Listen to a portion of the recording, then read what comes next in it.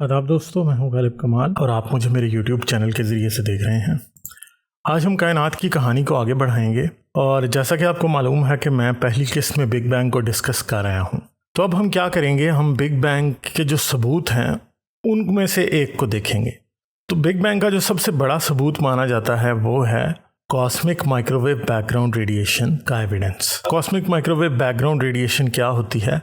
ये बेसिकली वो thermal radiation है जो कि कायनात के 3,70,000 साल बाद दिखाई देना शुरू होती है, क्योंकि इससे पहले जो यूनिवर्स था वो बहुत गर्म था और उसका जो टेम्परेचर था हाई होने की वजह से जितना भी मैटर यूनिवर्स के अंदर मौजूद है वो प्लाज्मा की फॉर्म में था। और प्लाज्मा की फॉर्म क्या होती है? प्लाज्मा जो है फ्री इलेक्ट्रॉन्स और जो दूसरे न्यूक्लियस जो शुरू में बिग बैंग के बाद बने थे उन पर मबनी होता है। और फ्री इलेक्ट्रॉन्स जो हैं वो लाइट को प्लाज्मा के अंदर से पास करने नहीं देते और प्लाज्मा जो है वो लाइट के लिए ओपेक होता है। इस वजह से रेडिएशन उसके अंदर मौजूद तो होगी मगर वो ट्रैवल नहीं कर सकेगी और जो यूनिवर्स है वो इस टाइम पे डार्क ही दिखाई देता था। बिग बैंग के बाद तो एक दफ़ा बहुत ज़बरदस्त किस्म की रोशनी हुई, मगर जैसे ही क्वांटम पार्टिकल्स बने और इलेक्ट्रॉन्स बने तो एकदम यूनिवर्स जो है वो डार्क हो गया। और ये यूनिवर्स की पहली डार्क एज थी जिसके 3,70,000 साल बाद रोशनी जो है वो यूनिवर्स में ट्रैवल करने लगी। कॉस्मिक माइक्रोवेव बैकग्राउंड रेडिएशन साबित करती है कि बिग बैंग हुआ था और ये हमें एक इन्फेंट यूनिवर्स की तस्वीर दिखाती है जो कि इंतहाई गर्म था। और इसके जो खदो खाल हैं यानी जो इसके फीचर्स हैं वो हमें कॉस्मिक माइक्रोवेव बैकग्राउंड की पिक्चर में नज़र आ जाते हैं। और इसके बारे में सबसे दिलचस्प बात यह है कि इसे अमेरिका की एरिज़ोना की रियासत में 2 साइंसदानों ने दरियाफ्त किया जो कि बेल लैब्स के लिए एक इंस्ट्रूमेंट बना रहे थे। उसमें जो है एक नॉइज़ आ रहा था जिसको उन्होंने बहुत ज़्यादा बार देखा कि इसको हम किस तरह से रिमूव करें, मगर वो किसी भी तौर पे रिमूव नहीं हो रहा था। तो आखिरकार उन्होंने यही अंदाज़ा लगाया कि ये जो है ये कॉस्मिक रेज की कोई फॉर्म है। तो उन्होंने cosmic microwave background radiation discover कर ली इस तरह से।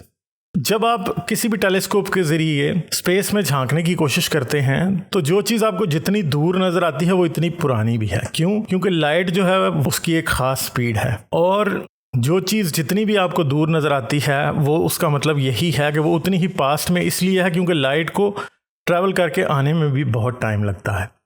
तो जो शुरू में बिग बैंग के बाद पहली गैलेक्सीज बनी थी या पहले स्टार्स बने थे वो आज हमें हबल डीप फील्ड में नजर आते। मगर अगर इसी तरह किसी रेडियो टेलीस्कोप को लिया जाए और उसके ज़रिए कायनात के किसी भी ऐसे कोने की तरफ उसको लगा दिया जाए और देखा जाए उसमें आपको एक आफ्टर ग्लो नज़र आएगी जो कि basically cosmic microwave background radiation है। और इसका टेम्परेचर हर जगह आपको तकरीबन एक जैसा ही दिखाई देता है।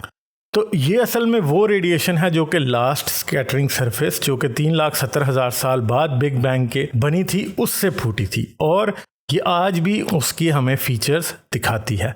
तो मैं आपको ज़रा स्कैटरिंग सरफेस का थोड़ा सा एक एग्जांपल देता हूँ कि एक लाइट है जो कि किसी दीवार पे पड़ती है। जब वो दीवार से वो लाइट वापस आती है तो वो आपको बिल्कुल उस दीवार के खदो खाल दिखाती है, यानी उसके फीचर्स दिखाती है। उसका कलर भी आपको बता देती है। आपको ये भी बताती है कि अगर उसमें कोई डंप है या उसमें कोई ऐसा कोई बल्ज है वो भी आपको वो जो लाइट है वो दिखा देती है। यानी लाइट के ऊपर सब कुछ इम्प्रिंट हो जाता है जो कि दीवार का है।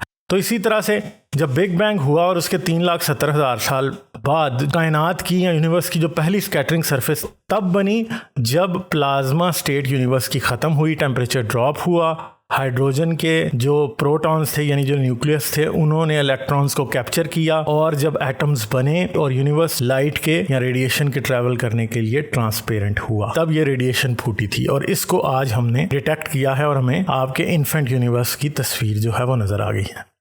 ये सब किस तरह हुआ? ये बिल्कुल बिग बैंग थ्योरी की प्रिडिक्शन थी कि कायनात में ऐसी रेडिएशन मौजूद होगी जो कि हर सिमत से यानी हर डायरेक्शन से आ रही होगी। यानी बिग बैंग के बाद जो लास्ट स्कैटरिंग सरफेस बनी उससे फूटी होगी। और कायनात के इस इब्तदाई वक्त 3,70,000 साल बाद बिग बैंग के अब तक कायनात जो है वो 1000 गुना फैल चुकी है, यानी 1000 टाइम्स जो है एक्सपेंड हो चुकी है। और ये जो रेडिएशन है ये एब्सोल्यूट ज़ीरो यानी -273 से सिर्फ 3 डिग्री ऊपर है। मतलब ये इतनी ठंडी हो चुकी है, ये रेडिएशन इतनी वीक हो चुकी है कि एब्सोल्यूट ज़ीरो जो -273 डिग्री सेल्सियस होता है उससे तकरीबन ये सिर्फ 3 डिग्री ऊपर है, यानी -270 सेल्सियस इसका आज का टेम्परेचर है। तो जब हम इसकी तस्वीर लेते हैं इस कॉस्मिक माइक्रोवेव बैकग्राउंड रेडिएशन की तो हमें बेसिकली क्या नज़र आता है? वो कायनात नज़र आती है जिसकी उम्र या जिसकी एज सिर्फ 370,000 ईयर्स थी। तो हम उसको देखते हैं और हमें उसकी जितने भी फीचर्स हैं उस इन्फेंट कायनात के यूनिवर्स के वो नज़र आ जाते हैं। कॉस्मिक माइक्रोवेव बैकग्राउंड रेडिएशन की जो ऑब्जर्वेशन है वो 20th सेंचुरी में बहुत दफ़ा की गई, मगर 21st सेंचुरी में 2003 में नासा के WMAP और यूरोपियन स्पेस एजेंसी के प्लांक स्पेस प्रोब ने जो है इसकी बहुत ही डिटेल्ड तस्वीरें हासिल की हैं, जो कि बिग बैंग का सबसे स्ट्रॉन्ग ऑब्जर्वेशनल एविडेंस मानी जाती हैं। ये है कॉस्मिक माइक्रोवेव बैकग्राउंड रेडिएशन की स्टोरी। और कॉस्मिक माइक्रोवेव बैकग्राउंड रेडिएशन के अंदर हमें कुछ ऐसी जगह नज़र आती हैं जहाँ पे टेम्परेचर ज़्यादा है, जो कि हॉट हमें ज़्यादा नज़र आती हैं। कुछ ऐसी हैं जो कि कूल, जो ठंडी नज़र आती हैं। जो हॉट हैं वो ब्राइट कलर में दिखाई जाती हैं और जो रिलेटिवली कोल्ड हैं वो हमें डार्क कलर में दिखाई जाती हैं। जो हॉट जगह जितनी भी आपको कॉस्मिक माइक्रोवेव बैकग्राउंड रेडिएशन में नज़र आती हैं, ये बिल्कुल वही जगह हैं जहाँ पे गैलेक्सीज और गैलेक्सीज के बड़े बड़े क्लस्टर यूनिवर्स के अंदर बने। और डार्क स्पॉट्स वही हैं सारे जहाँ पे बड़े बड़े वॉइड्स हैं, जहाँ पे बहुत ही कम मैटर है और बहुत ही कम गैलेक्सीज इन वॉइड्स में एग्जिस्ट करती हैं। ये नहीं है कि इन वॉइड्स के अंदर गैलेक्सीज एग्जिस्ट नहीं करती, मगर बहुत ही कम एग्जिस्ट करती हैं। यानी जो हॉट स्पॉट्स हैं वहाँ पे ही मैटर जो है सारा इकट्ठा होता हमें नज़र आता है, और जो कोल्ड स्पॉट्स हैं वहाँ पे हमें पता है कि वहाँ पे बड़े बड़े स्पेस वॉइड्स हैं जहाँ पे मैटर की जो क्वांटिटी है वो बहुत ही कम है। हमें ये नज़र आता है कि जो कि ट्रेंड था कॉस्मोस का या हमारे जो यूनिवर्स का, वो शुरू में ही सेट हो गया था कि किस जगह पे गैलेक्सीज बनेगी और किस जगह पे गैलेक्सीज नहीं होंगी या बहुत कम होंगी। ये एक ख़ास किस्म की रैंडमनेस थी शुरू में, जो कि किसी वजह से उस जगह पे एग्जिस्ट करती थी। गो कि इसके आंसर्स अभी हमारे पास नहीं हैं कि क्यों मैटर कुछ ख़ास जगहों पे इकट्ठा हुआ और बाकी जगहों पे इकट्ठा नहीं हुआ। इसकी वजह हमें मालूम नहीं है, मगर हम ये ज़रूर जानते हैं कि कुछ जगहों पे इकट्ठा हुआ और कुछ जगहों पे इकट्ठा नहीं हुआ। और ये जो टेम्परेचर का डिफरेंस है हॉट स्पॉट्स के दरमियान, हॉट प्लेसेस के दरमियान और कोल्ड प्लेसेस के दरमियान, आज ये बहुत नॉमिनल दिखाई देता है, मगर फिर भी इसने हमारी कायनात का क्या किया, हमारे यूनिवर्स का एक ट्रेंड सेट किया कि कहाँ पे मैटर इकट्ठा होगा और कहाँ पे नहीं होगा। तो ये बेसिकली बिग बैंग की smoking gun cosmic microwave background radiation को कहा जाता है, क्योंकि इसने हतमी तौर पे यानी बियॉन्ड एनी डाउट ये साबित कर दिया था कि बिग बैंग हुआ है। और यानी बिग बैंग जो है वो भी एक मिसनॉमर है, यानी ये करेक्ट चीज़ नहीं है। बिग बैंग का मतलब कोई धमाका नहीं है। बिग बैंग का मतलब है sudden expansion of space and time, यानी इसकी वजह से सारा मैटर बना और इसके साथ ही जो है हमारे यूनिवर्स की इब्तिदा हुई। यहीं से टाइम शुरू हुआ, यहीं से स्पेस शुरू हुआ। यानी जिस पॉइंट की हम बात कर रहे हैं बिग बैंग के बाद यूनिवर्स की इन्फेंट पिक्चर की, उससे तकरीबन 3,70,000 साल पहले क्या हुआ था, बिग बैंग हुआ था। और हमारी कायनात एक ज़र्रे से भी, एक प्रोटॉन से भी छोटी थी और इंतहाई डेंस और इंतहाई हॉट थी।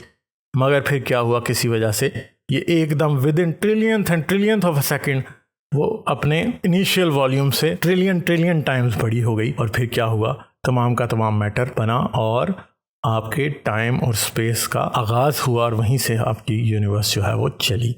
तो ये है कॉस्मिक माइक्रोवेव बैकग्राउंड रेडिएशन की कहानी, जो कि बिग बैंग का सबसे बड़ा सबूत है, जो हमें बताता है कि बिग बैंग वाकई हुआ था।